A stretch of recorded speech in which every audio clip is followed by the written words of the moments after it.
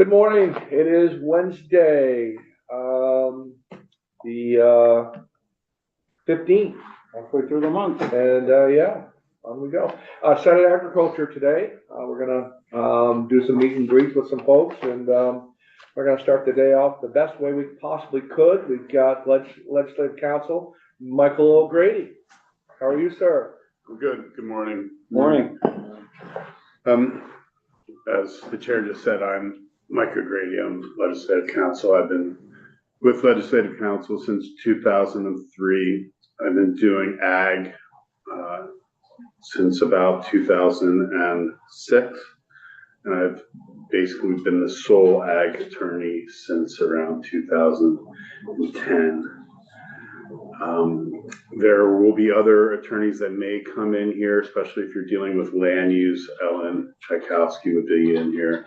For some economic development, Rick Sagel will be here. For example, last year, the right to repair agricultural equipment, Rick worked on. But most of the time, it'll be me.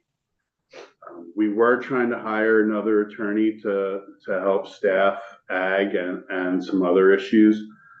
But the market is it's rough. We had 7 applications, and 5 of them were from out of state, and 2 of the 5 were from Oklahoma, and we didn't think that they were viable.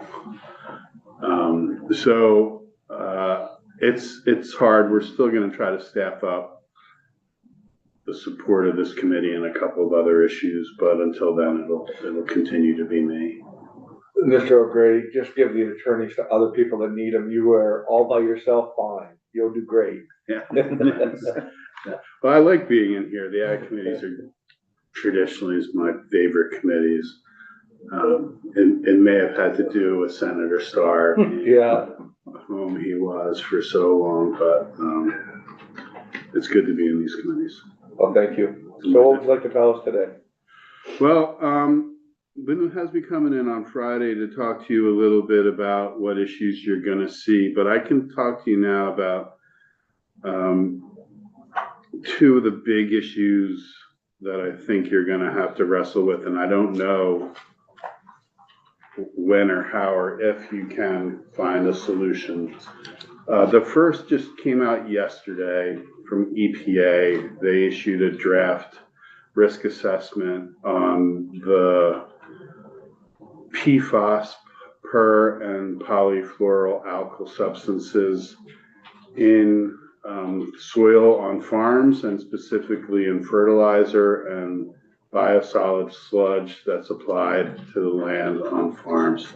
The Agency of Agriculture, the Vermont Agency of Agriculture, has been monitoring this issue, but now EPA is basically saying that they may have to do something about it. They might have to adopt rules regarding PFAS in soils on farms.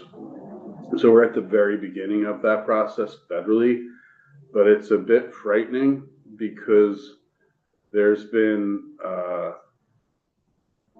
calls to designate PFAS a hazardous substance.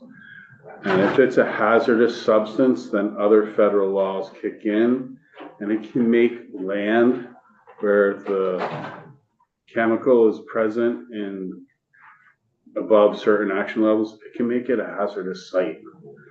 And so that is kind of frightening to farmers and the Agency of Agriculture right now. And mixed with that issue is the issue of microplastics in soil. I think you've all probably heard about microplastics in water, but the source of microplastics in water is variable. It's just from wastewater, it's from people, it's from your toothpaste, it's from your soap. You know, a lot of it has plastics in it. In fact, there's very little things that are actually soap. Soap is just fat and alcohol, and that's it. The FDA classifies very few things as soap. Most things are cosmetic products because they have fragrance or things to scour your face in it, or pesticides in it to kill things. So very few things are soap, but many things, cosmetic products have microplastics in them. They get into the water, but they're also getting into the soil on farms. And it's a big issue, and there's some obvious sources, plastic used, the black plastic used on crop farms to keep down weeds, or especially organic farms. But there are other sources that I'm not exactly sure where they're coming from, but it could contaminate the soil, and it could ultimately contaminate milk. And so there's concern about that as well. Those two issues, I think you're going to hear about them. I don't know what you do about them until EPA comes with some more clear provisions. Is But that a 50-state initiative as far as what they're doing? so what EPA has been doing over the Biden administration was a 50-state. They actually came out with what they called the PFAS roadmap, and they were going to look at like every different way to regulate PFAS and water and drinking water and soil. And this draft assessment that came out, or draft impact statement that came out yesterday, I haven't read it yet because I literally just got it in my email this morning. That's part of the whole effort over the past 4 years to regulate PFAS. What happens in the new administration, I can't say, but the presumed head of EPA has said that he intends to continue to regulate PFAS because of its prevalence across the country. So that's the one issue. What's Vermont's, where is Vermont aligned with the EPA as far as the levels of contamination? Because I know we had a little bit of a PCB issue in our area where we were fine for the most part under the EPA's definition of harm, but the state had decided that they were going to do a much more stringent standard. So are we going to run into that? No, in fact, it happened the opposite. Vermont has been trying to regulate PFAS for almost 10 years, more like 8 years now. And the standards that were set, and they only set them for 5 different specific PFAS, and there are thousands of PFAS. PFAS are basically, it's a carbon atom that's combined with a fluorine atom, and it creates this chain that's really difficult to break down, and that's why it's very useful. It's great on like outdoor wear to repel water, or on your cooking utensils to make it non-stick. But that means it's also very, very difficult to break down. And it doesn't break down in the environment. And what are the health effects of PFAS as far as too much? It's a carcinogen, or presumed to be a carcinogen. EPA has this list of things of like what's a carcinogen and not, and there's different levels of what's a carcinogen. It's also a reproductive disruptor. You've seen down in like Bennington where there has been PFAS contamination, there have been some little cancer hotspots. It's presumed to be caused by that. That's presumed, but no definite. No, they don't have enough data to determine whether to make that connection. All right. Can you take a minute and tell us about the sludge as far as that's coming from the wastewater facilities as far as that? And, Yeah. So that's I think what this EPA guidance is going to focus on. Again, I haven't read it yet, but because they do regulate sludge right now, they regulate biosolids, and they allow for application of biosolids as fertilizer if it goes through certain additional treatment. But I think what they're basically going to say is even with that additional treatment, there's still PFAS in those biosolids that's being used as fertilizer. And so they're going to likely come up with new rules for how to use that PFAS, how to use that biosolid fertilizer that still has PFAS in it. So that sludge, there's two sources, or really it's one source. So 60% of the state is on septic. And so everyone needs to have their septic pumped at, whatever interval you do. It's supposed to be done regularly, but nobody ever does it regularly. And so that substance is usually taken to a municipal wastewater treatment plant and processed through the municipal wastewater treatment plant. And then there's when you have a municipal wastewater treatment plant, there is the material that is produced from the processing of waste. And that material, it has different classes. If it's a certain class, it can be taken to land and land applied. And that's how that sludge, that material is dealt with. And there's this other material, the biosolids that are processed in a way, they're heated, they're treated, that potentially they can be bagged and sold as fertilizer to the public. So there's been testing of all of those products, and they've all have PFAS in it, and now EPA is coming out and confirming that. And so that's a potential issue. With how are you going to get rid of this stuff now? Because there's 3 ways to get rid of it. You land apply it, which has obvious issues. You take it to the landfill, but it's leaching out of the landfill, PFAS. Or you incinerate it, but PFAS doesn't break down when it's incinerated unless it's incinerated at very high temperatures.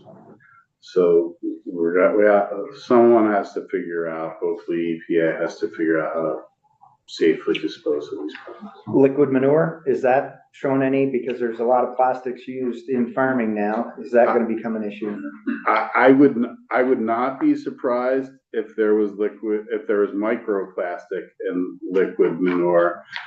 There might be PFAS in there as well, but probably not at an actionable level. There was a situation in Maine where a farm had been used for land application of biosolids, and cows were grazing on that land, and the milk had actionable levels of PFAS in it. They had to close the farm.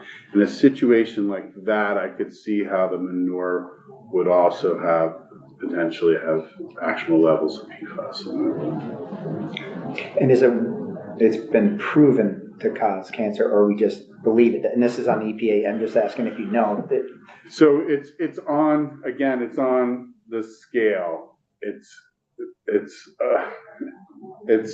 There's several different cancer lists, and then, like the NIOSH list, the National Institute of Occupational Safety, that is kind of like it's definitely cancer. And the EPA has one where because of the way that chemicals are regulated in the United States, as opposed to other jurisdictions, the U.S. doesn't determine if something causes a disease or is toxic until after it's been used for a while.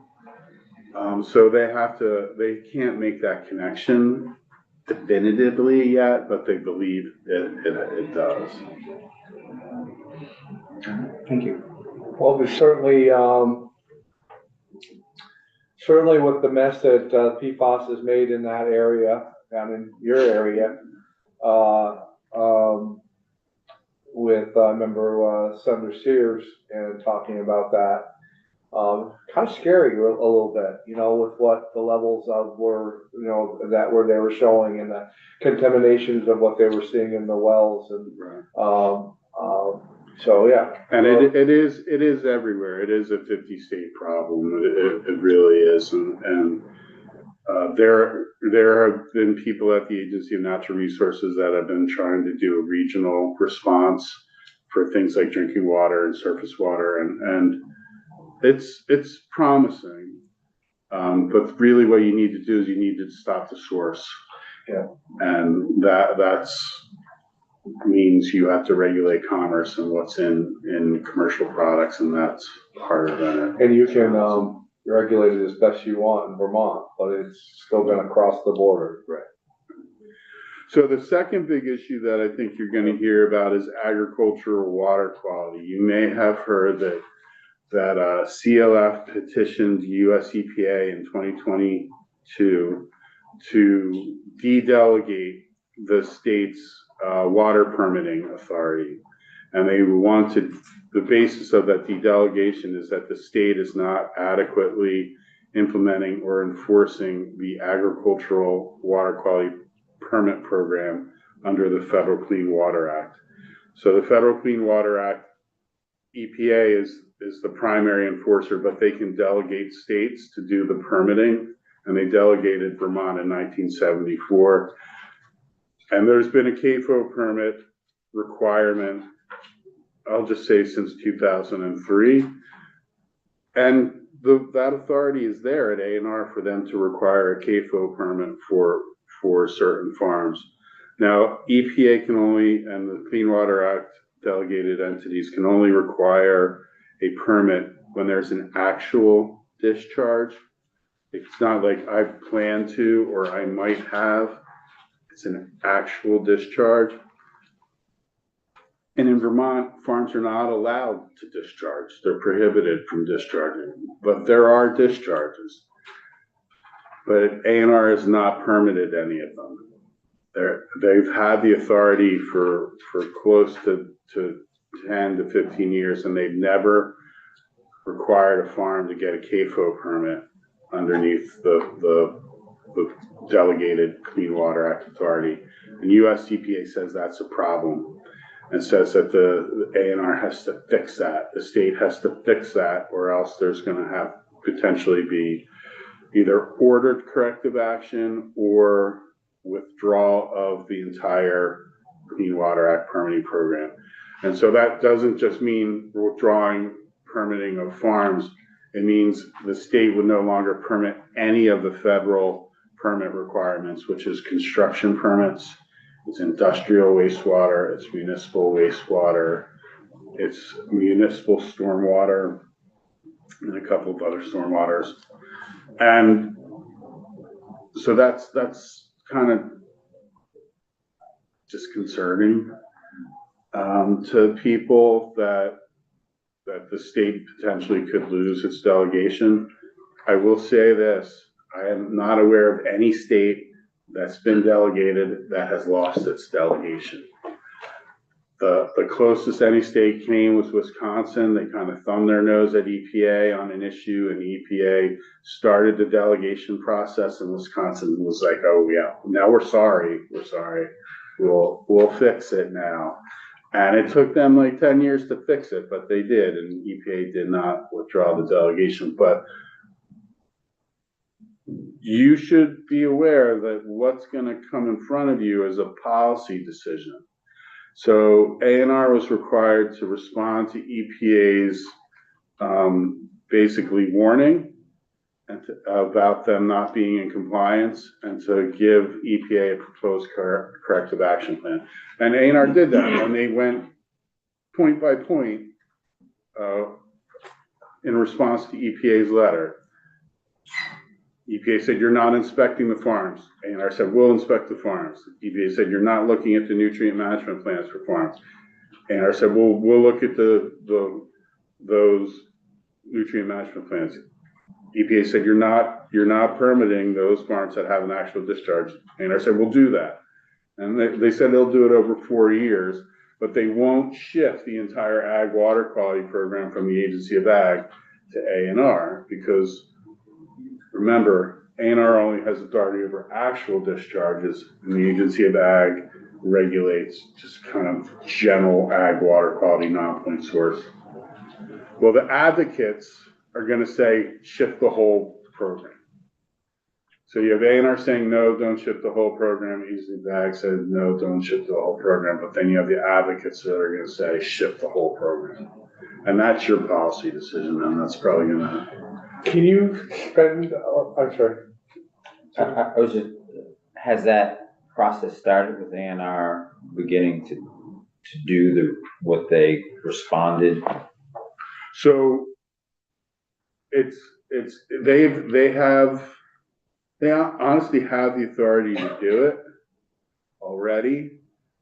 But some of the things that will need to be done are some policy changes, like they're gonna need to have some tweaks to the statute done. And that, like A&R's proposals is just tweaks, and so they'll need authority to do that. And their whole corrective action plan, I think, is 3 to 4 years of how they're gonna come back into compliance with what EPA wants to do. Mr. Chairman, I have a follow-up. Yeah, please. Thank you, Mr. Chair. You said 3 to 4 years. When did that clock start? Or has it started? It will depend on what EPA approves. It really doesn't start until EPA approves. Now, EPA is probably scared that the advocates are gonna litigate if they approve A&R's plan. But I don't know what the advocates ask for, because EPA can only do what they have authority to do, which is ask for what they ask for, or to withdraw the entire delegation. Are the advocates going to really ask to withdraw the entire delegation for a subset of farms that have actual discharges? And can we explain what we're talking about in discharge? Yeah. Just what's your interpretation? How would you explain discharge to this committee?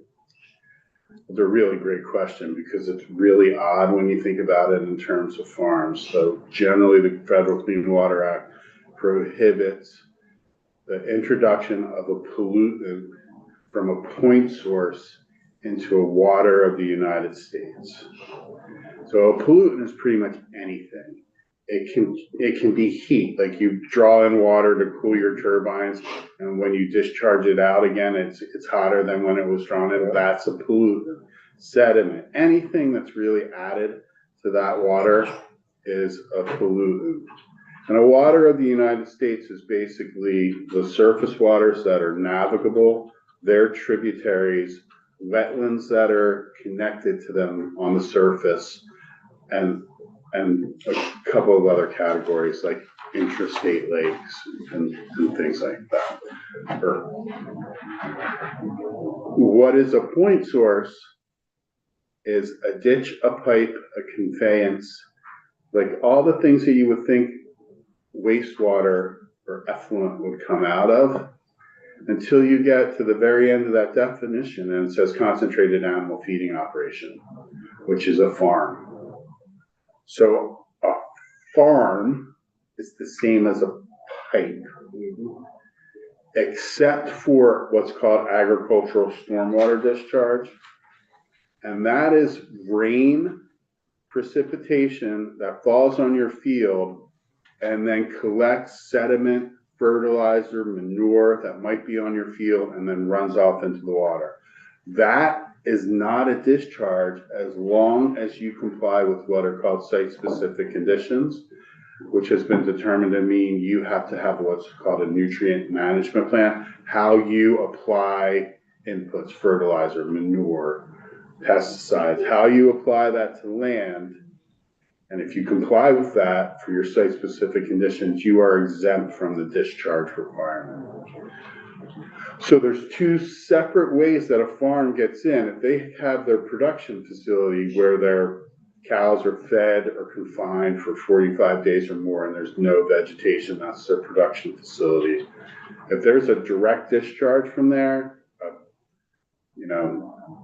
just a ditch where stuff from the milk house runs out into the ditch and then runs into water, or your bunk silo is next to a stream and the bunk silo is seeping stuff into that. That's a direct discharge, and you would need to fix that or get a permit for that. Then out in the field, if you're just not complying with your nutrient management plan, and this is like a discrete incident that might be able to be fixed. There was an incident a few years ago where a person was hired to apply manure on a farm, and his equipment broke, and literally the load came out of the honey wagon and went across the land, across his neighbor's land, into the lake. I mean, that was just a discrete incident, but that was a discharge. that was not land applied according to site-specific conditions. And A&R enforced against that, but they didn't require a CAFO permit because, like, how do you that was just a one-time equipment failure. But that's the kind of policy decision you're gonna be in when you talk to the agency, the larger Petros or water quality person. They'll probably have a recommendation for you on what they think should be done. But you're gonna have advocates that are gonna be coming at you, wanting for you to do something else. And I don't even know where that bill's gonna be. Right. Is it gonna be in here? Is it gonna be in natural resources? I could make an argument for either. Well, and to share with you and to share with the committee, I've already started that conversation with the chair of natural resources, and as far as that. So we're gonna try to, and again, yeah, we don't know where that's gonna go, but I think it's probably gonna cross committees back and forth a little bit as far as on that, as a lot of their subject matter when it comes to stuff like this. We're going to probably be seeing A&R back and forth and trying to figure out a lot of stuff, especially policy. And who's gonna make that? So, yes. Thank you, Mr. Chair. So, welcome back, Michael. There's a lot revolving information here for sure. And like it or not, in 5 days, there'll be a new administration sworn in. And I think to some degree that will affect what happens in this building. If there's a new EPA head, they may not feel as strongly as the former head. And that may put the brakes on a lot of what potentially could happen here. I mean, when you go back and you're talking about PFAS, that's why we call them forever chemicals, because that's what it is. And you can't, so to me, there's two issues there. You can't hope to introduce more of that substance into the environment, but you also have to take care of the legacy situation first, to me. And if it's only a real hot kind of incineration process that can actually break it down, those chains are still going to be there that forever. That's why we call them forever. So to me, there's two different issues there. There's the introduction of new and what's already in there. And I'm not sure how we're going to tread there. The farm situation, I always thought we were actually making progress.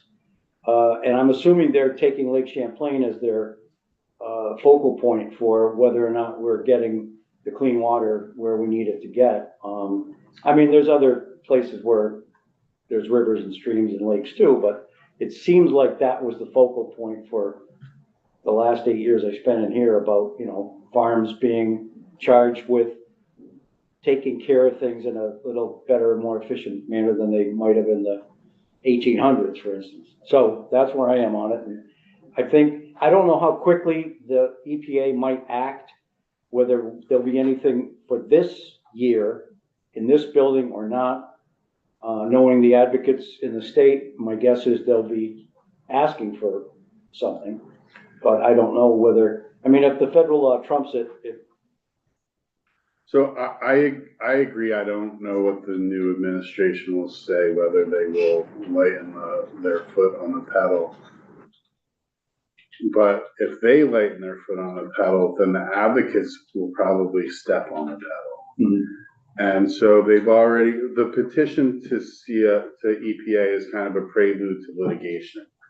It's because under the Federal Clean Water Act, there's citizen suit authority, and citizens can sue someone who's alleged to be polluting, but they can also sue EPA for failure to implement a discretionary requirement.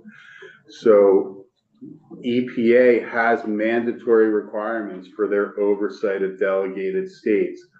And so what an advocate could say is that EPA, you are failing to implement your mandatory duties. And that has nothing to do with the new administration's position or not. It's about what has happened. And so that I don't know if the new administration and their perspective will change that dynamic. Okay. And I think you know what you know, and you didn't know what you knew. And, you know, the problem that we have, in Bennington, we didn't know until it was there. But now we know what PFAS is, and we know the harm that can create and can cause.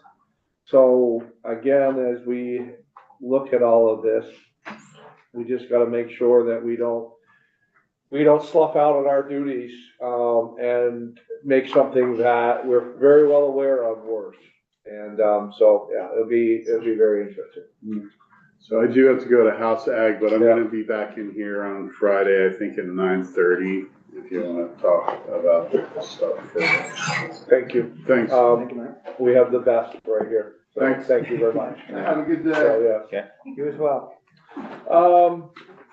Very interesting discussion. Very, very interesting discussion. So, so now we have, Miss Jackie Folsom, from Vermont Fairs and Field Days Association, one of her hats. Welcome, how are you? Thank you. I'm well. How are you, Senator? I'm doing well, thank you very much. Glad to have you here this morning. Thank you. Glad to be back. It's going to be a little lighter conversation than the last one. I got a reimagining of everything I'm going to be doing with my other hat going through the session. So I'm also president of Vermont Farm Bureau, so you'll see me in here later. So thank you very much for the time today. I'm glad I could come in. My name is Jackie Folsom, and I am the lobbyist and the secretary for the Vermont Fairs and Field Days Association. So we just wanted to, the senator asked me to come in and say hi and give you a little bit of an overview of all fairs in the state. We will be coming in for Legislative Day on February 19th, and that is when I bring in my fair people. Actually, they're good people. They're good fair people. And they will be coming in and sharing with you all some of the things that are going on their fairs, what they're doing with some of the grants that are given out by the state, and some of the challenges that they are facing. And I will talk about a couple of them here today. A couple of you already know what we're dealing with. So we have 12 fairs now that are up and running. The first one actually is an associate member. The Flower Show is an every other year fair, and it is March 7th through the 9th, and that's at the Champlain Valley Expo coming up. And then the next one is the Maple Festival, and that will be April 25th through the 27th up in St. Albans. So those are the earliest ones. One of the ones that you might have heard some discussion about is the Vermont Farm Show, which should be happening next week, and it is not. It hasn't occurred. No, it hasn't occurred since the pandemic. I was manager of that up until that year. We had the farm show in 2020, and that's the last time that we had it. They've gone through a couple different managers. Part of the challenge for them is a lot of the vendors that I had as a manager aren't there anymore. Some of them have gone out of business. Some of the larger equipment companies don't have equipment available to show or to sell even. So right now they have hired a lady who is going around doing focus groups throughout the state. I think there's one tomorrow in Craftsbury, and they're trying to figure out what will it look like when we bring it back?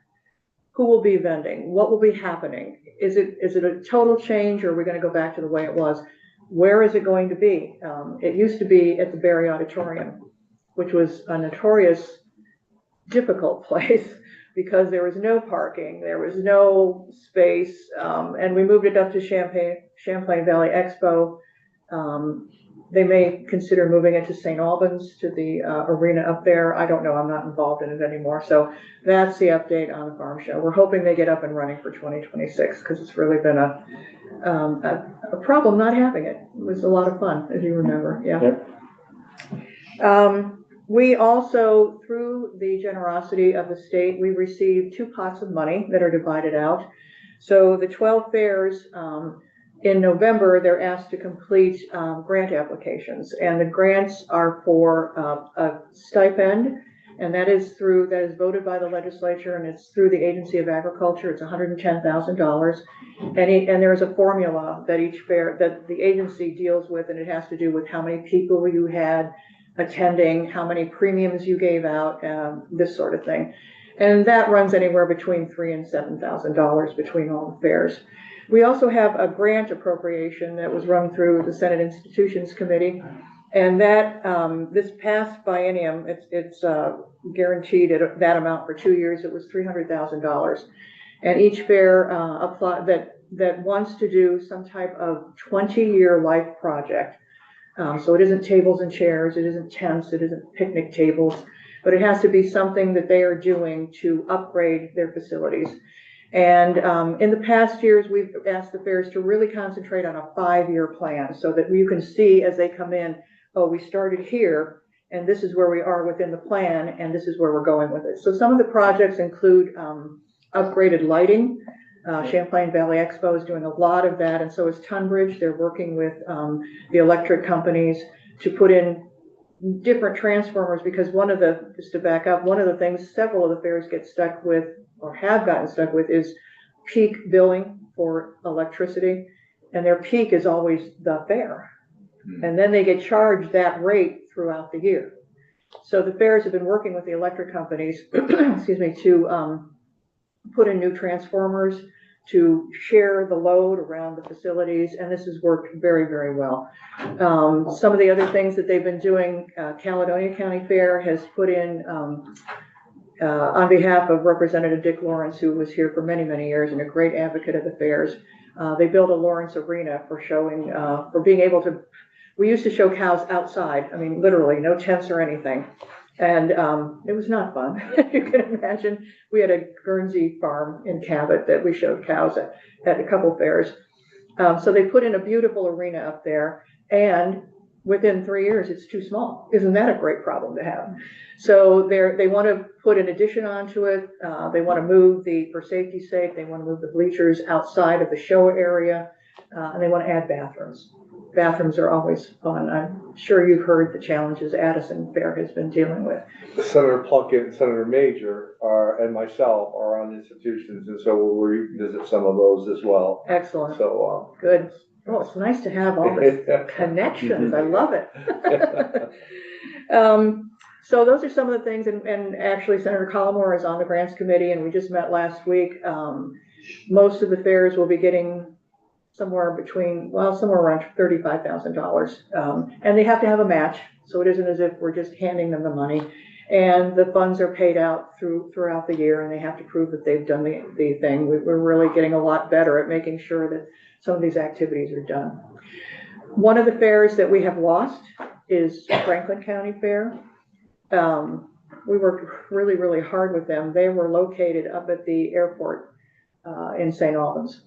And the airport decided that they needed the space for commercial activity and not the fair. The fair was leasing it, and their lease ran out actually 3 years ago, and the AOT, Agency of Transportation, allowed them to stay a little bit longer. They did not have any luck finding any space to move to, and so this was their last year was their last fair. They will not be having a fair this year. Sir? Are they planning on trying to find another location, or is this it? They are trying to find another location. In fact, one of the things with the grants committee over the last 3 years, they have asked to apply the grant funding for a down payment on land. So they do have some funds sitting there, which the agency is going to have to revisit, because there is a time frame that they have to spend this money on. And I haven't heard the outcome of that discussion yet, but they are still trying to come up with land up there. The challenge for them is that they built buildings on the site, and as of July of this year, all the buildings have to be taken down. So it's not an easy thing for them, but they are. Were they brick and mortar buildings or? Timber frame, wood, yeah. Typical agricultural buildings, so. And their delegation worked really hard over the last 2 years trying to help them. We had numerous meetings with the Franklin County delegation, senators and representatives, to try to come up with a solution. So they're still working. And I'm sorry, the last question is, you talked about 5-year plans for these fairs. Do we have a place where we can go to see what their 5-year plan is? Is it? When they come in, they'll be telling you about them. Okay. Normally they'll even bring in pictures of what they've done, and you Okay. can ask them. They would be more able to answer what they've been doing than I can remember off the top of my head. But those are questions that you can ask them on the 19th. We asked them to come into, so we will be coming into Senate and House Ag. We go to Senate institutions, House Corrections and Institutions, and the Appropriations Committees. And occasionally we try to get into economic development just because we are a driver. We do bring in some economic information regarding how much the fairs have put into the community, how much taxes they pay through their carnies and that sort of thing. So we try to bring in a little more information. And I'm sorry that out of this group, there's, two of you that don't have fairs. It makes it awfully hard. I know Windsor had one a long time ago down in Springfield, and that went away due to lack of volunteers, and they didn't own their property. That was another issue, so. Yeah. We've sort of taken in Tunbridge. Yes, you do. We use that. You adopted Tunbridge Yes. as your fair. Yes.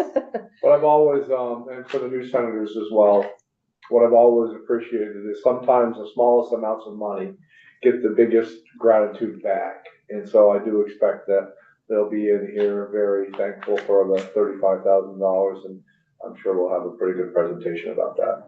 And, even the stipend, we had two fairs that, actually, while we lost Franklin, two fairs reignited and became more active, and that is Guilford and Bonneville. And Bonneville, if you haven't been down there, that is a sweet little fair right in the middle of nowhere. I mean, it took me 3 hours to get down there last year, and then it rained, so that was not a good experience. But they are working with us. And Guilford last year, Representative Sarah Coffey, who's no longer here, she worked with them to apply for the stipend and the grant, which they hadn't for a long time. There is a rule in statute that to be able to apply for the grant or the stipend, you have to have a 3-day, 8-hour-a-day fair, and you have to have contests. And so Guilford didn't qualify for a long time.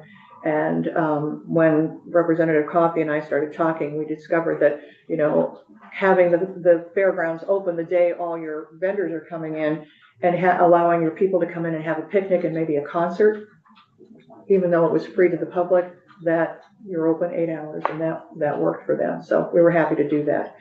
We do professional development for our folks. The Vermont New Hampshire Fairs Association, we have a meeting in February down in at the Fireside in New Hampshire, and we have different topics of conversation that we have workshops.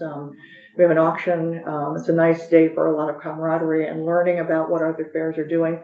This year, they've asked me to talk about water quality and the 3-acre rule. So that hasn't hit New Hampshire yet, but we'll see what happens.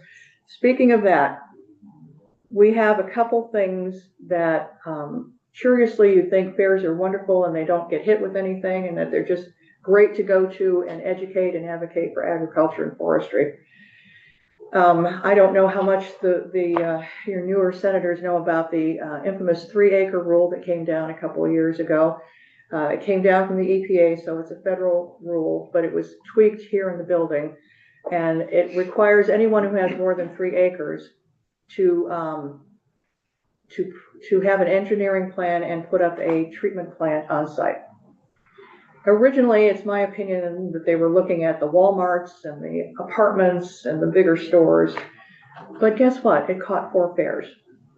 4 fairs have more than 3 acres of impervious surfaces, and they are Champlain Valley Expo, Addison, Rutland, and Orleans.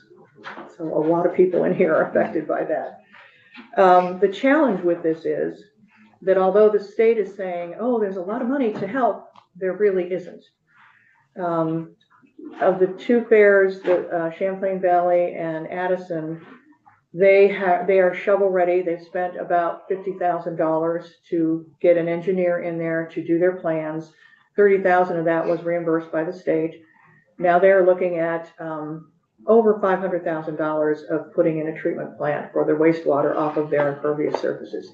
Now the tweak that the state added was that gravel becomes an impervious surface. So if you look at fairs and their parking lots or their walkways, that's where they caught a lot of them. Rutland the Vermont State Fair has a specific problem in that they are in a wetlands and they take all the drainage from Route 7. and the surrounding area. They have been told that there are only 3 spots for their treatment plants, and they are under all spots that make money for them. The parking area, the amusement ride area, and the dairy barn.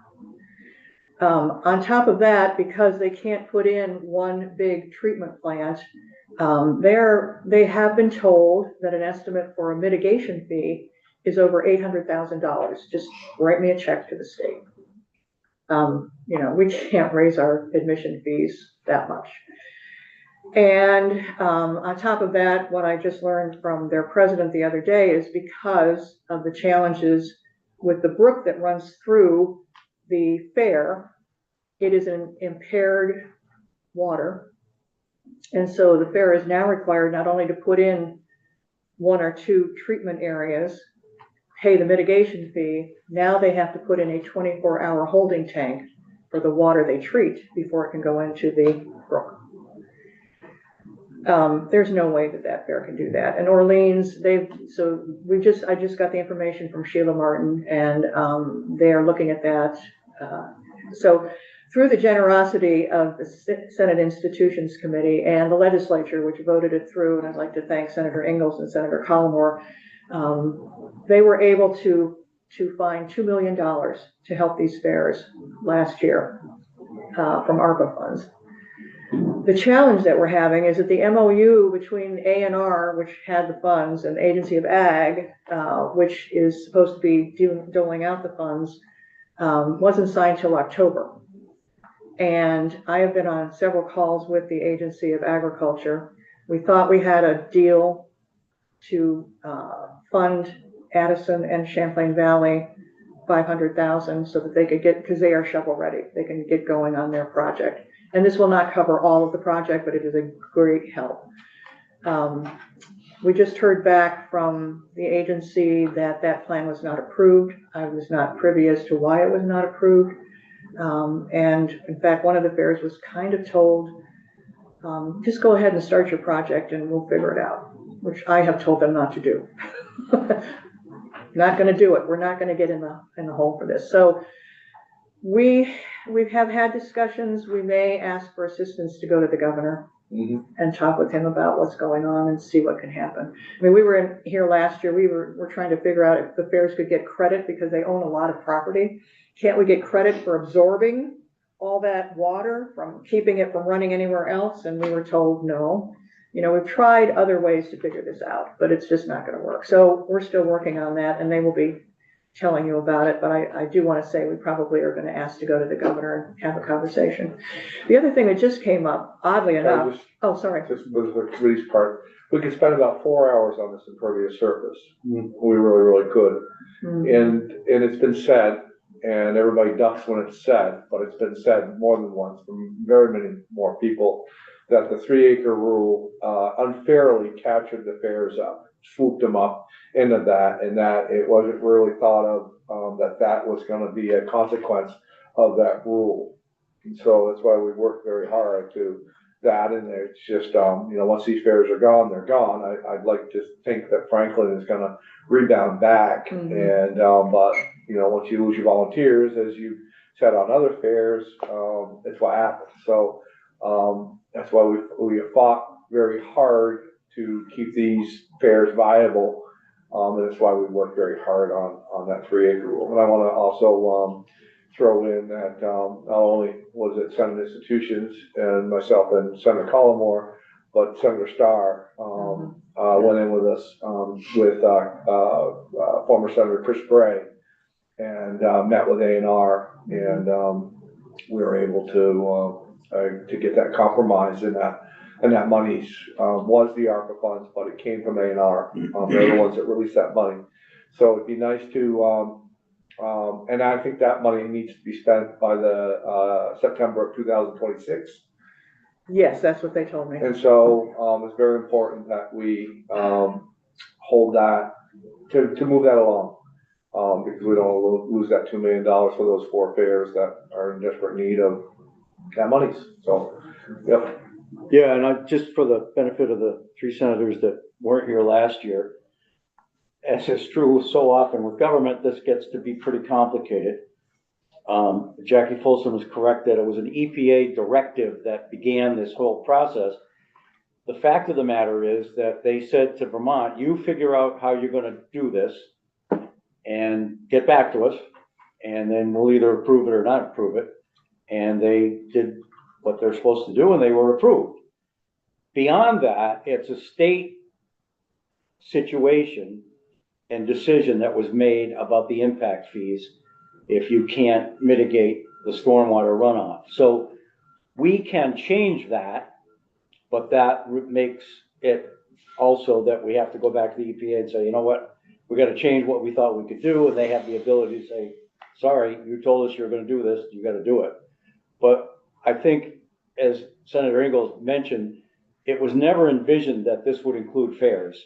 Yeah, schools with huge parking lots, car dealerships with huge parking lots, all that sort of stuff. The Walmarts of the Yeah, world. that was expected, and whether or not you agree that the impact fees are way above what they may need to be, it never was supposed to be that way for the fairs. So we tried last year to exempt the fairs and didn't get too far with that, because again, as soon as you mention, okay, we've got to take this group out of that, then everybody else wants to be in the next group that's taken out of it, and it just never works. So just one more thing, Steve. So I agree also with Senator Ingalls that I'm distressed to hear that that $2 million is literally sitting there waiting to be spent. And we need to figure out, and there's been tension, let's be very frank about the Agency of Natural Resources and the Agency of Agriculture. Between those two agencies, they don't always see eye to eye. They don't cooperate 100% a lot of the time, unfortunately. So we need to get that agreement, that MOU finished and done, and we need to release that money. I'm in a real touchy situation with Rutland. For those of you that have never been to the Vermont State Fair, it's a landlocked situation. They don't have the ability to put a retention pond in the middle of the fairground. So the only thing we can do down there is for the city of Rutland, which they've applied to do, is to make an underground storage facility that would be available to the Vermont State Fair, but it's not gonna happen tomorrow. And meanwhile, they don't have any place to go. Addison has the ability to, I think, because they've got some more land, to make it that way, and I think CDE does too, to some degree. So anyway, that's my piece on this. The history's good, yes.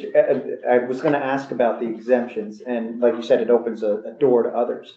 But fairs, you know, they're open 1 week, and you could make that exemption so tight that, hey, if you meet these exemptions, you can have them. Yep. If any place of business is gonna be like, well, we can't only be open, you know, have events 2 or 3 times a year, we need to follow through. That may be something that we can work with A&R and because yes, these are a vital part of Vermont's heritage, are these fairs. Absolutely. Well, and I think there needs to be some reasonableness as far as the interpretations of what impervious surface is. As Ms. Folsom has said, and at your fair, they had a wet area, and it's always been wet. So what it was, they brought in 3 or 4 loads of gravel. Then all of a sudden that triggered everything and put them into violation, where all they were trying to do is to get people up out of the mud.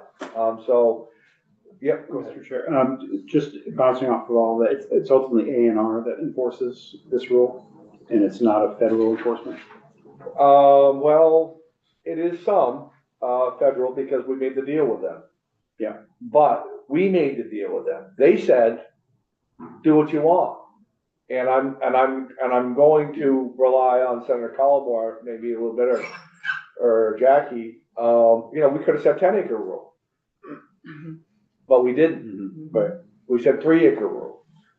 So I don't think it's that hard of a, well, I shouldn't say that either. But because nothing's easy. But So have there been any enforcement actions? yes, Okay. yeah. And A&R is very good at that. And then what happens, Senator Plunkett, is they, you know, they come and they fine you. Yeah.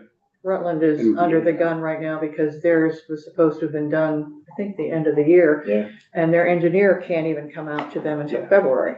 And I think Orleans has got the same problem. They're having trouble finding an engineer.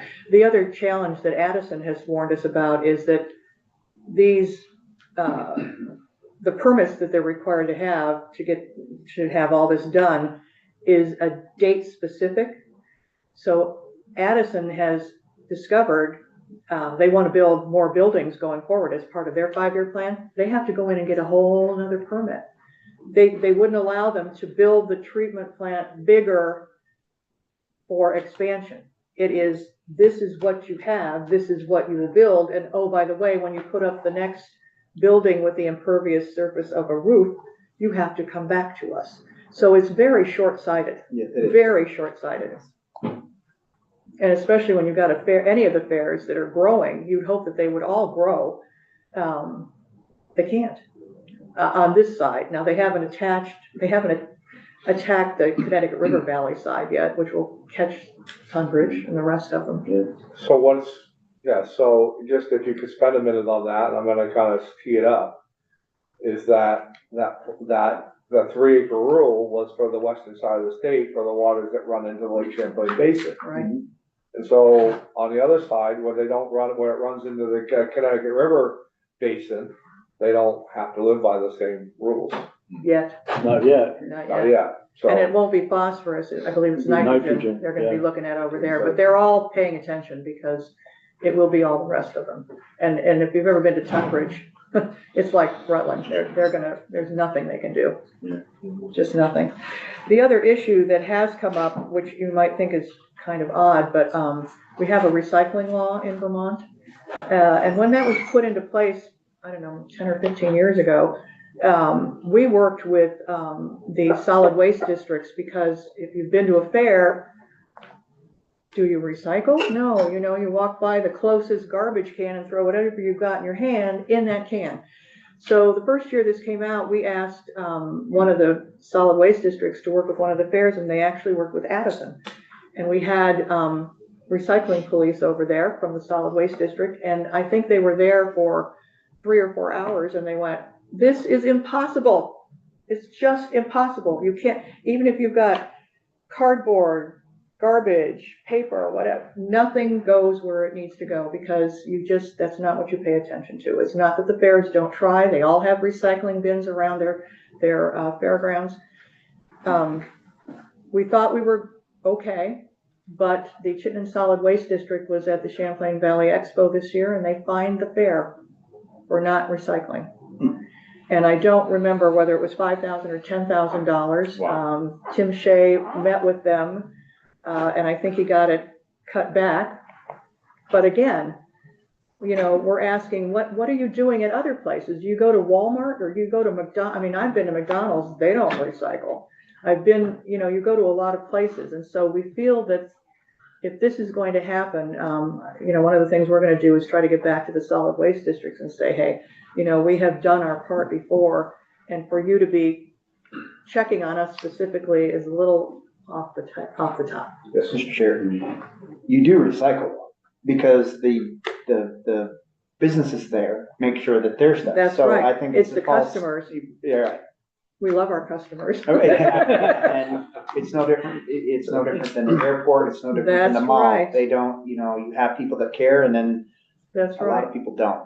Well, and if you've stayed at a fair and you've watched people exit after a day and they're dragging 3 kids and each one's got something in their hand, what do? First available container. It's not going in my car, dump it. And we have, people are supposed to know better, but we have the facilities for them to recycle. Our vendors do recycle because they're required to. So it's a false statement. You do recycle. it's Yes, just I'm that not sorry. Everyone does. Well, I'm not saying you did. No, That's what I would tell the recyclers is that we do recycle. It's Well, just not proper. We're getting pretty good at pushing back. And that's going to All be it costs something. is money, Jackie. Well, and, some of the fairs last year, they did raise their admission rates. Now, some of them do include when you buy a ticket for Caledonia, I think Addison,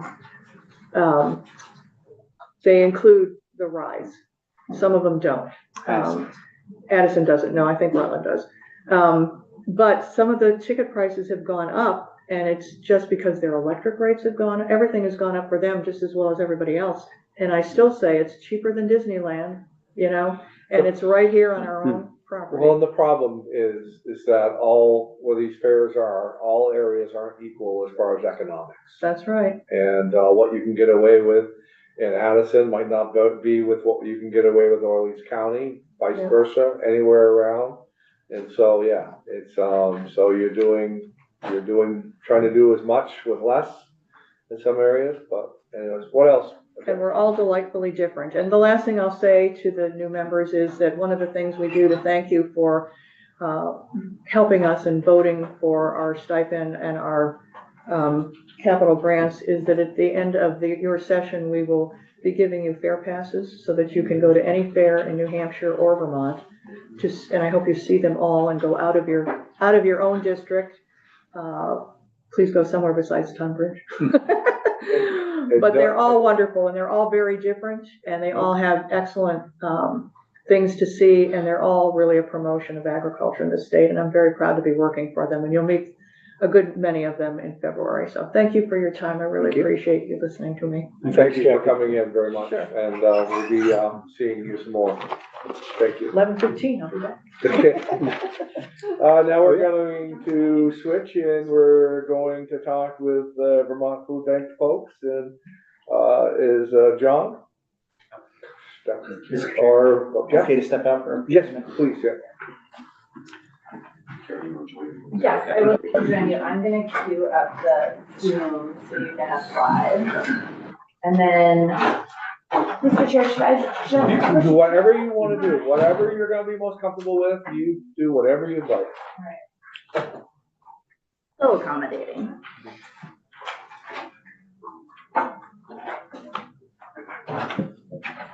Here, your co-host. Your co-host now, so you can drive the presentation. It's very exciting. Well, welcome. Thank you. Thank you for the opportunity. Well, glad to have you here.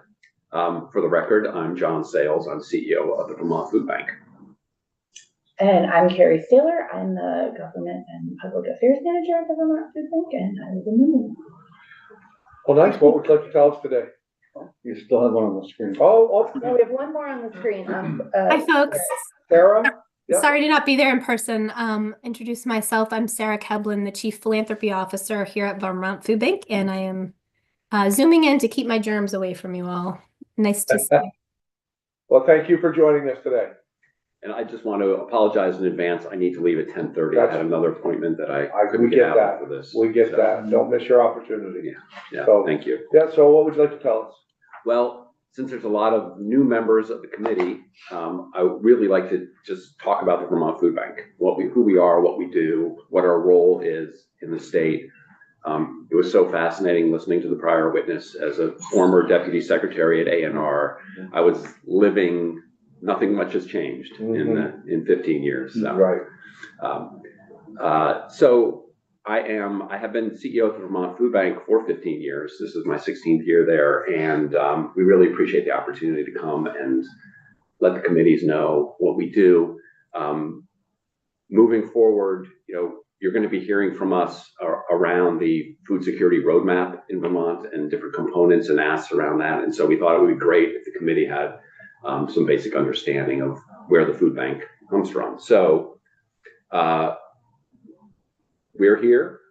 Carrie, you'll be seeing Carrie a lot. She'll be around the building, and Sarah also from time to time, and myself. So about the Vermont Food Bank, thank you. Our mission is to gather and share quality food and nurture partnerships so that no one in Vermont will go hungry. We cover all 14 counties. We're the only food bank in Vermont. So we have lots of partners, which I'll talk about in a minute, 215 food bank or food shelves, meal sites, out of school centers, the folks that are in your communities doing kind of the retail distribution of food. We have 3 distribution centers, being a statewide organization, one in Berrytown, one in Rutland, and one in Brattleboro. So covering the whole state. The Barry facility covers the entire northern part of the state. And then Rutland, mostly Rutland, Addison counties, some of Bennington County, and then the balance is out of Brattleboro. Thanks, Carrie. So we distribute food. That's our core business. And we are, I see the Performance Food Group truck right behind us. We do that. We have big trucks that drive around and you see them on the roads. Last year it was 14.5 million pounds of food. Pre-COVID, we were 10 to 11 million pounds. We peaked at the peak of the COVID chaos at about 20 million pounds of food. And now we're down to about 14 million pounds. So we also run programs. We support a lot of your constituents with 3 Squares Vermont benefits. We do 3 Squares Vermont application assistance. So folks who are signing up and confused or getting letters from Human Services and they don't understand, we have a helpline. We'll actually go and sit down with people or sit on the phone with them, help them fill out the applications, help them through the whole process. 3 Squares Vermont is the most effective and efficient anti-hunger program in the state, and SNAP nationwide is the most effective and efficient anti-hunger program. People can go to the grocery store when they want, get the food that they want and need for their families. We also run a SNAP education program funded by pass-through money from the federal government, which does nutrition education and cooking demos and recipes, just so people are comfortable using the kinds of foods that we have available. Impact. I think we have a big impact. We have, we touch, you see, about 7,200 people a month. Thousand, excuse me. Sorry. 72,000 people a month, right? So you can see, it's right there. 72,000 people on average every month. And, that's a lot of Vermonters, right? That's more than 10%, well more than 10% of people in Vermont. And they're not all the same people every month, right? Because people flow in and out of the charitable food system based on need. You gotta buy new winter tires for your car. And so you go to the food shelf for a couple of months because you have to offset that expense in your budget. When you jump ahead on you, I apologize, John. But when you say 215 network partners, are that 215 sites to where folks can go in and shop and get what they need? Those are our organizations who we have an MOU agreement with, where we provide sometimes all, not always all, of the food that they distribute in communities around the state. An example in your area would be the NECA food shelves in Canaan and Newport City. Some towns have multiple network partners. Some towns have just one. There's one in Island Pond. So I think, there's a variety of those organizations. Sometimes there's food shelves. Sometimes they're meal sites or senior meal sites. Some of them offer prepared food. Some of them offer grocery foods on a varying schedule. And those are independent organizations, nonprofits who operate that in their community, and we work hand in hand. And the number really varies, 215 to 220 at any time, depending on who has the capacity to do that work in those home communities. And it's the senior centers and senior meal sites, also parent-child centers, places that serve people with low incomes that also do food. Generally are partners with Vermont Food Bank. That does not include some of our hospital and school partners. They're sort of a varying group of organizations that we work with that are not necessarily considered network partners. It's kind of getting the weeds a little bit, but there is another sort of broader group of organizations. We'll talk about the Veggie Van Go distributions. Those are in the partnerships with schools and hospitals. So it says 299 farms supported there. We obviously get donations from a lot of farms because you'll see more than half of our food is donated. We also purchase a lot, and you'll see also how much we purchase from local farms and how much that's grown in the last few years. So you can see here a map. The brighter blue are multiple. The yellow dots are more than 10 sites in that little area. So you can see our partners are all over the state. There is, I would guarantee you, there is at least one network partner of the food bank in in your district, probably more. Yeah. So where does our food come from? These are basically the basic 3 buckets, right? Federal food, we run 2 federal programs. The state technically is the designee for those programs, and the state subcontracts with the food bank to run those programs. We'll talk about them a little bit more. CSFP is for people over 60 who are income eligible, less than 130% of the federal poverty line.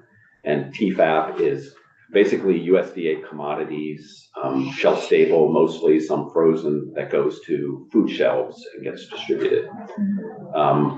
Donated foods, local farms. We also glean at some farms. Any kind of company that is a large scale food manufacturer or distributor in Vermont is likely a donor at some time to the Vermont Food Bank. Performance Food Group, Cabot has been a regular donor for over 20 years. We're right across the street from Vermont Creamery and our distribution center in Barrie. We're right next to the CNS distribution center in Brattleboro. So all those organizations are donors to Vermont. How's that going to affect you with their closing down there, right? Well, CNS they're doing a reduction in force. I think it's 30 or so people. That facility will still be open. Okay. And anyway, CNS would continue to be a partner. If they moved their distribution center across the river, they would still be a partner and donate to us. Okay. We have a larger partnership with them. Yeah. And then we purchase foods. We purchase from Vermont Farms, as you'll see. We purchase from local organizations.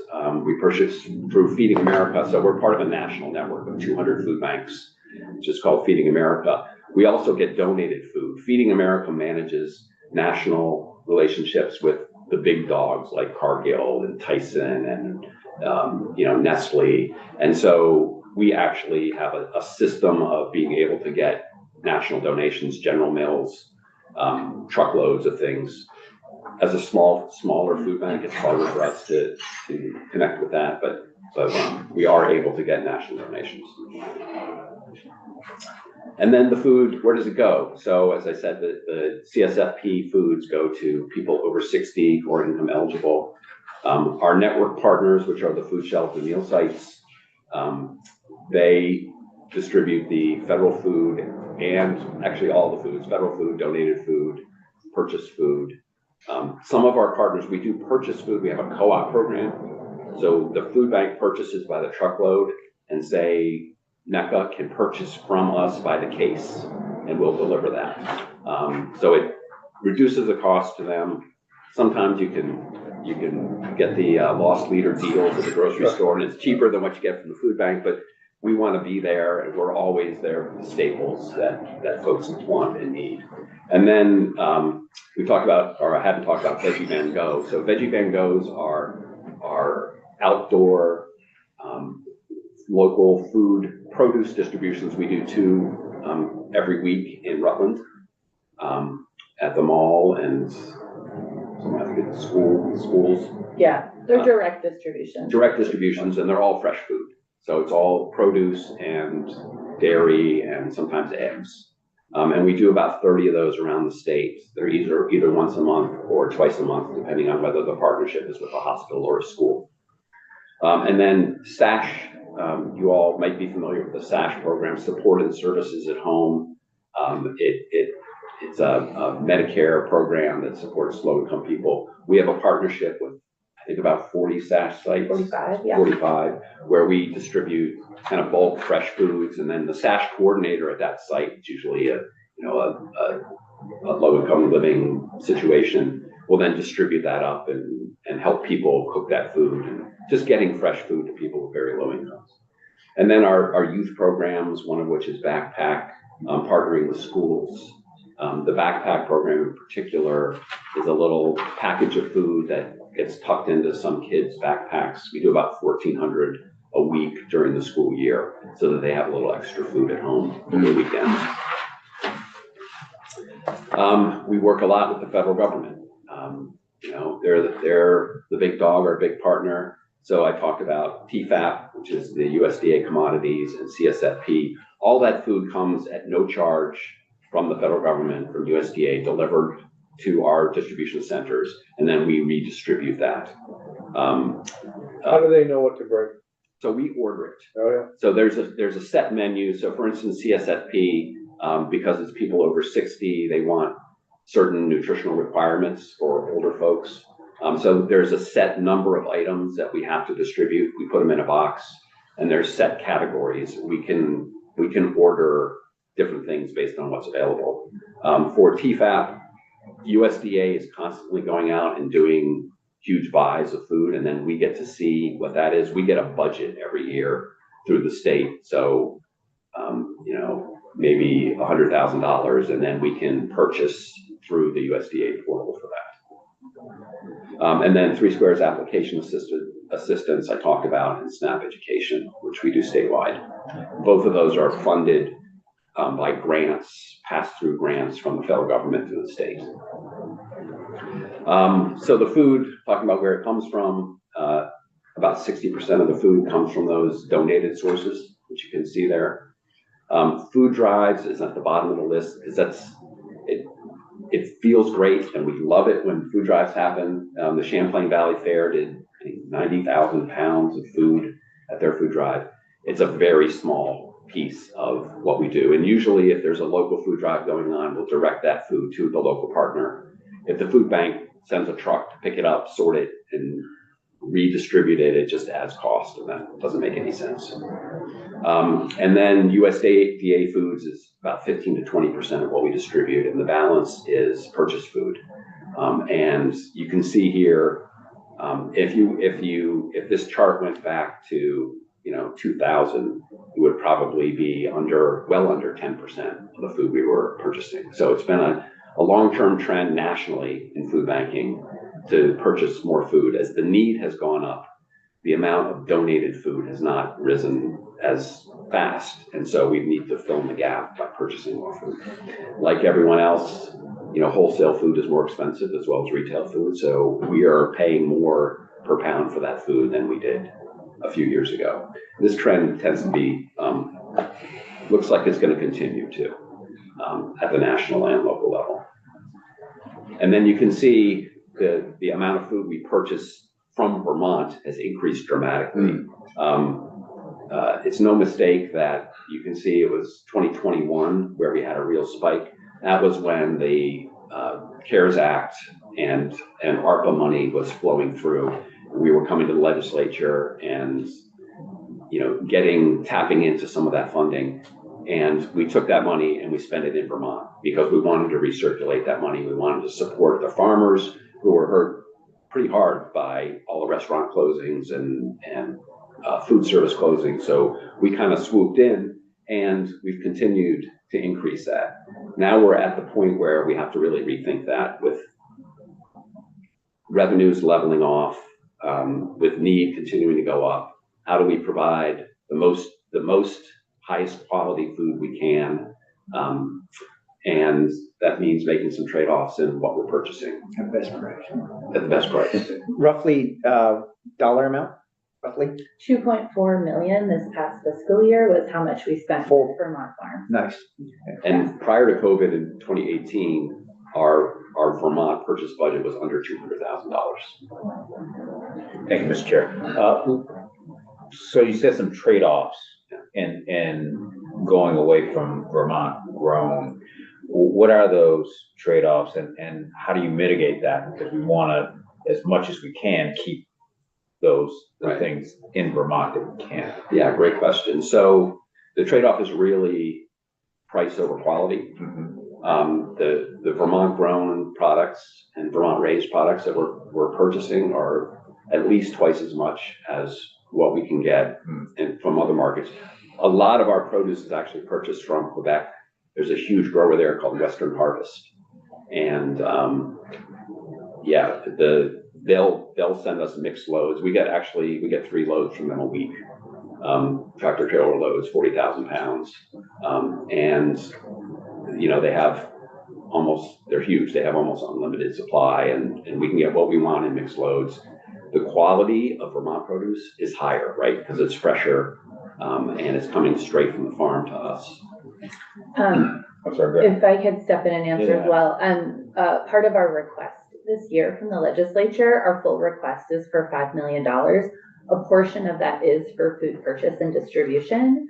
In the past few years, when we have been able to get a legislative appropriation, we've been able to put part of that money towards the Vermonters Feeding Vermonters program. This program has two components to it. One of it is an advanced, like large contract with bigger farms, and another portion is a smaller grant program where our network partners are able to purchase, get a grant and purchase from their own local small farm. It can be as small as an acre. And those larger purchases that the food bank is looking at, we are already doing contracting for fiscal year 26, while the legislature is just getting started on that fiscal year budget. And so right now, in the moment, knowing that we have not yet received base funding to continue year over year, we can't guarantee that this program could remain funded at the same level because we don't have those same income sources. But our request this year is in part for funding to continue to be able to do this work. So it's a balance. And the timeline is always a challenge. Right. And I'm sorry, just to piggyback Please. on it. Also, you said that you get some of your food from Canada with the new administration and possibly adding tariffs on. Obviously, that's going to be passed on. Have you thought about that and that being part of the trade-off? Yeah, I mean, that will be, if in fact our cost of goods from Canada goes up because of tariffs, it would make Vermont more competitive. It would also put more pressure on our budget, so likely reduce the overall amount of food we can purchase. I mean, that's one of the, there's two giant levers on our budget, right? Food purchase, which is millions of dollars, and people, which is millions of dollars, and everything else is kind of the rounding error in between. So I think it's we're planning for the best and being ready for the worst. Thank you. Yeah. Maybe Sarah, I think we're gonna hand it off to Sarah That's a because I great. believe you have to go. I have to go in a moment too. So why don't I give you the comfy chair too? Oh, And stay here as long as I can. Well, John, thank you for coming in. Yes, thank you. I hope you come back. Well, we hope to see you. Thanks, John. Thank you all. Especially over the last couple of years, we have really been doing some purposeful work, communicating and connecting with neighbors, listening to neighbors, and gathering kind of qualitative information from folks accessing our services. And these are some of the quotes we've collected, and I think they each demonstrate something a little different that might give you some extra insight.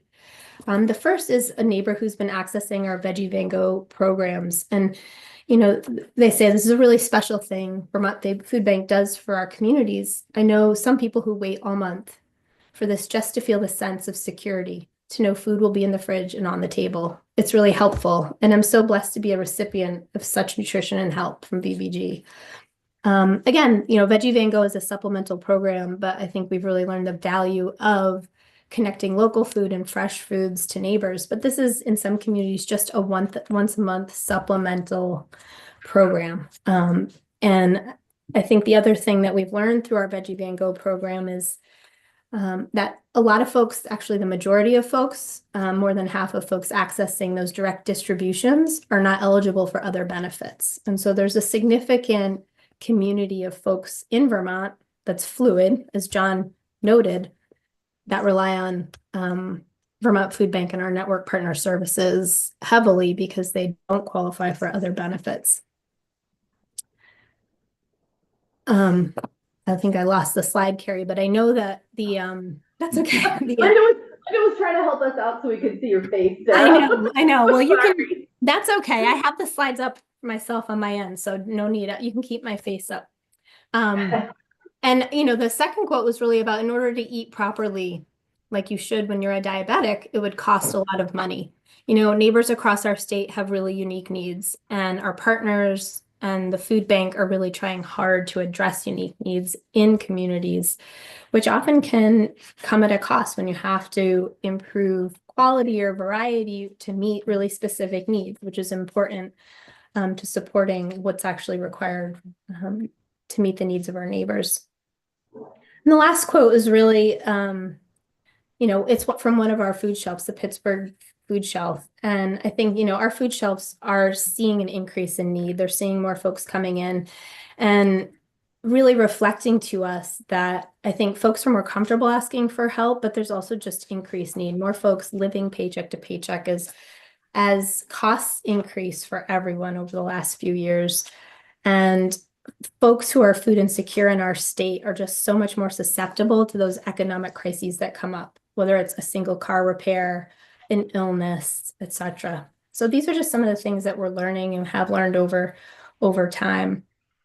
And the next slide was really about Slides aren't showing. I'm gonna come back, Sarah. I'm sticking the slideshow back on. Hang on one second. No worries. Not that we don't want to see your face. That's fine. It's so hard to do both. You're in the corner. And this is a little bit more about Three Squares Vermont, nationally known as SNAP. It is our state's best and most effective hunger relief program. About 69,000 individuals or 40,000 households rely on Three Squares each month. There are many households who qualify that aren't accessing this resource, which is another due to various barriers. And that's something that with our partners, we are working to address, especially through our assistance program John mentioned. And, the food bank and our partners are serving people who also receive Three Squares benefits. Benefit amounts are not adequate to meet the needs of recipients. So it's really complex, I think, solving food security for any given individual or household. And I think that's what some of this information hopefully demonstrates to you. Yeah, I think that's one of the reasons I put this slide up. We don't talk a lot about numbers, but we do talk a lot about how people are impacted and what, is it a new set of winter tires? Is it an illness? Is it a job loss? And I just want you to be able to see the income levels on either an annual, that's the bolded ones, or on a monthly basis for each of these different programs that the food bank helps to administer.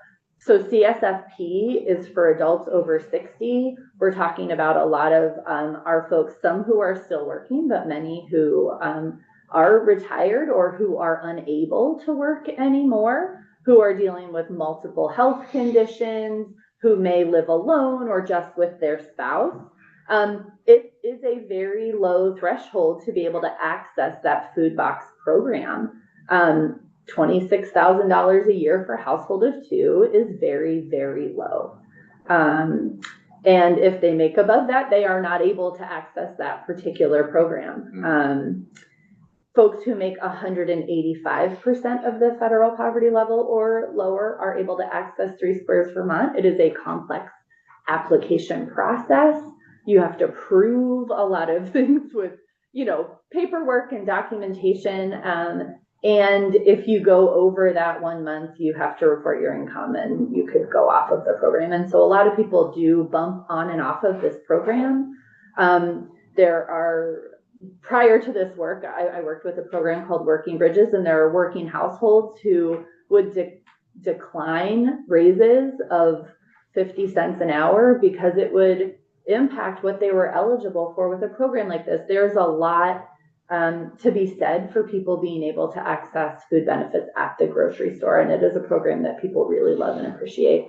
But again, to operate a household of maybe 2 working adults and 2 children at $57,000 a year is not a lot. It's a difficult task. Requires some very good math and budgeting skills. The most generous of these programs in Vermont is TFAP, but it does still require eligibility. Anyone who receives TFAP USDA commodity food through one of our 70 to 80 partners around the state who offers that kind of food through their programs has to sign an annual affidavit that they make that amount of money or less. When they can receive food right on the shelf beside it that's donated or purchased with no requirement to sign up for that. So it really creates a little bit of an additional barrier, even though it is a really important source of food for people across the state. And if you make $1 over that, you come off the program. There's no scale of. TFAP is annual, so there's a little bit more leeway with that. You have to, commit that, annually you do that. But, it is much more strict for those other programs, especially 3 Squares. And do you believe a sliding scale would work better? It is sort of structured as a sliding scale. I actually think higher limits would work better because over the past few years, costs have increased much more quickly. Incomes have also increased, but the way the federal poverty level is calculated is the same as it's always been. So it really is this heavy cap on the top of that when a lot of other economic conditions are changing much more quickly for folks, and costs are going up in a way that is difficult for people to cope with. And one other question.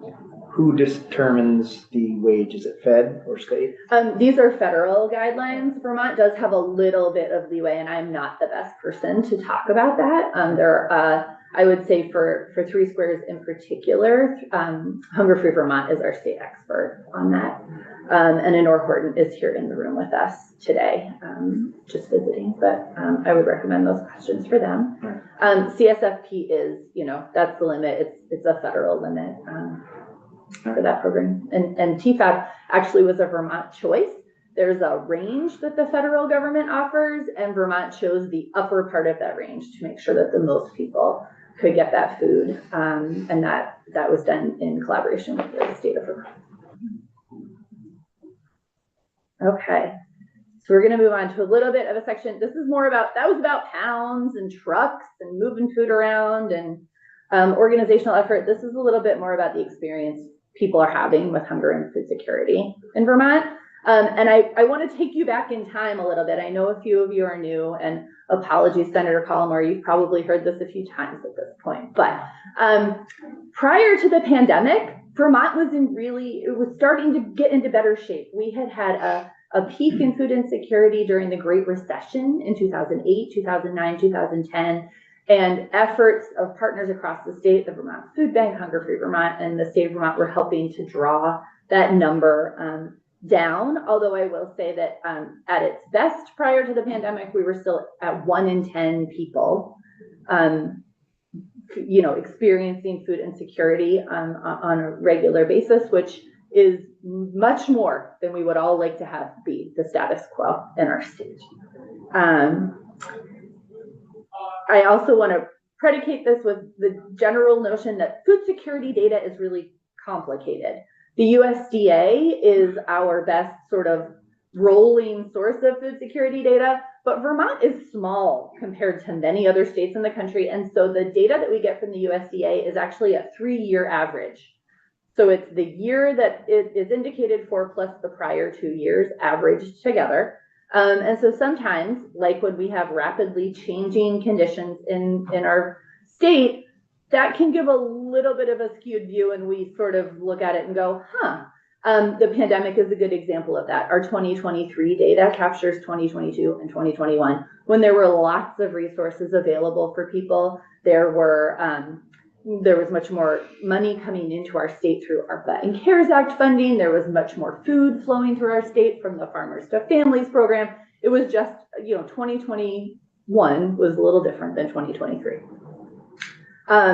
The UVM also does collect some food security data, but it is not with the regular cadence that the USDA does. So there are sort of some varying sources of this. So we use our own data. We use some 3 Squares information to try and regularly look at those sources to try and get an idea of like, what is really going on? And sometimes we will have a big spike in attendance at one of our Veggie Van Go events, and we'll go, oh, that's telling us that something is going on. Is it just for that community, or is this a statewide trend? So this is just to sort of share the ambiguity that some of this data may show. But I do want to make sure you at least get a brief overview.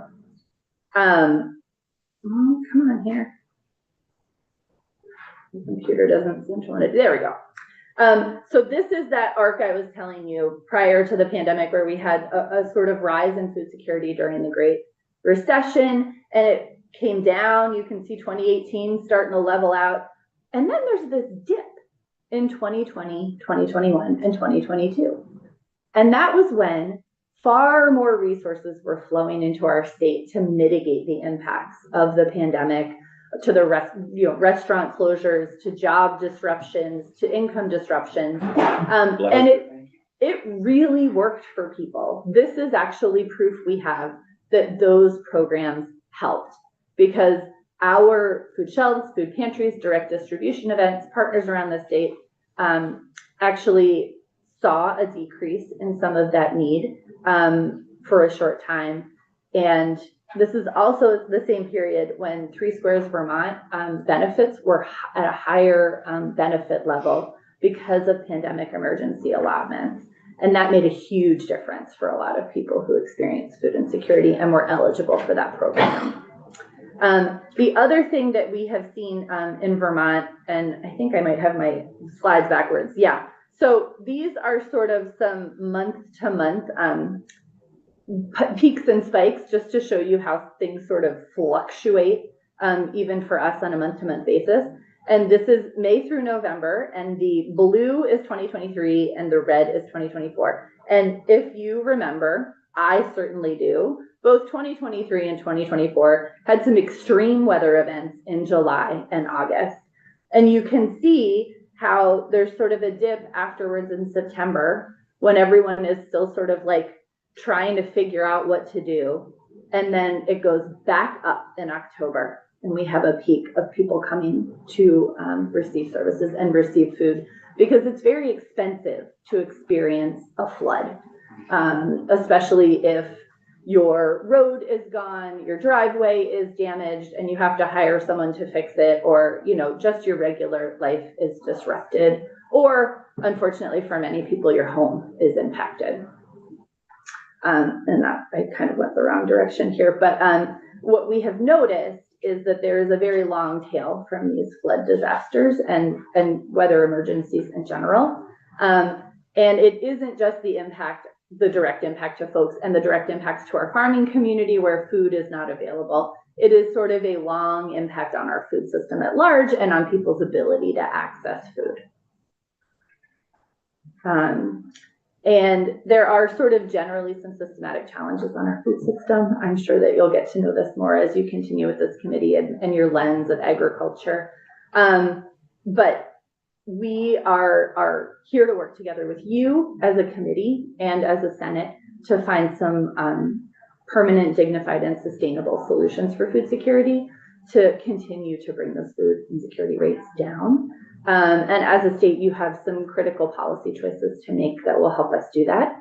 I'm going to just share with you our request as an organization this year, and some things that we hope that you will be able to help us do in order to mitigate these challenges for constituents in your districts. We're seeking a total appropriation of $5 million this year. A portion of that is $1.75 million in responsive readiness funding from the Vermont Emergency Management budget, in the hope of helping us be prepared for these ongoing natural disaster type emergencies, as well as the everyday emergencies that continue to impact people.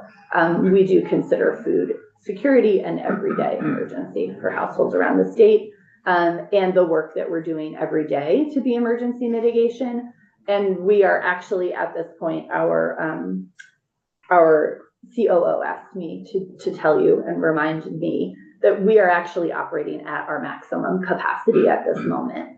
And so anytime we have a disruption to our system, we have to find a way as the food social safety net in the state to operate above capacity. And we require state support to continue to do that. It's been a wild few years, and we are getting better at that responsiveness, but it does take resources, and it continues to take resources that sometimes we are able to find and sometimes we are not. And this base funding would help us have some continuity. I know that is not your budget line here and that is not your policy concern, but I want you to understand those impacts and how they're related. The other portion of our request is for funding for food purchase and distribution. I think you heard from John really about how more and more of the food that we're distributing is purchased. We do want to be able to continue to purchase from Vermont sources. And we need additional funding in order to do that. As the price of food goes up and as the demand from our network partners for more food in all corners of the state continues to increase. Purchased food is really the only space where there is flexibility in the system. Federal food is not increasing. As John said, donated food is about at the same level it has been. And so purchased food and the cost of storage and distribution of that food is what we need support to do. And what was your ask last year? It was 5 million last year and we What was funded? received 1.3 million. Okay. And that is part of why we are looking at a reduction in the Vermonters Feeding Vermonters program, because we do not have that funding to do that advanced contracting this year. These are just some details about that. And then John and Sarah and I will be your help. Faces in the State House. We are here as resources for you too. This is a complicated corner of both policy and literal functionality on the ground. The work that we do and food in general touches on a variety of different areas of work here in the State House. And so we're more than happy to help answer questions and also to help answer constituent questions. That's been a way that we've been able to work together with folks in the past. So if you get questions from your constituents that you think just don't know, feel free to ask. Thank you. That is the end of my presentation. And Sarah and I are happy to answer additional questions if you have them. Committee, any questions? That's it. Thank you. Thanks, Thank Carrie. you. Thank you for coming in very much. Yeah, Thank thank you, you so Sarah. much. Thank you, Sarah. Hope you feel better. Oh, good. Are we good for a minute? Can I take a break now? Yeah, let's take a break now. Hang on one second, I'll get you out.